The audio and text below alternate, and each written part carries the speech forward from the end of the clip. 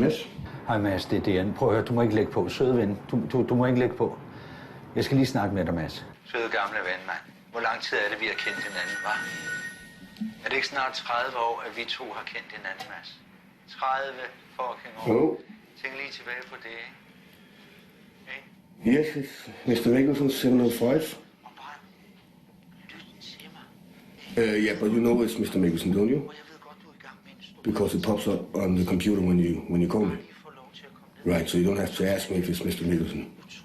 Right? Kan du huske, da Viola hun skulle konfirmeres? Hva? Kan du huske, hvor mange penge jeg gav? Ikke for at snakke om penge. Yeah, I'm on my way. Just tell them I'm on my way. Okay. Hey, and Heidi?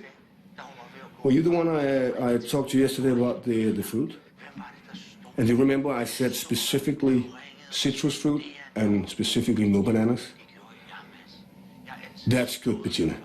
But yeah, don't change the subject now, right? Because what I'm looking at right now is a big banana and no citrus fruit. Hmm? Kan du huske, jeg stod og malede din lejlighed helt alene for dig, fordi du ikke havde tid. Fordi du skulle spille en håndboldkamp. So is there something specific you don't understand in the sentence, I do not like bananas? Good. Something you don't understand in the sentence, citrus fruit? That's very good, Bettina. So should we try again tomorrow? Fantastic. Thanks. Okay, det er vi snakkes.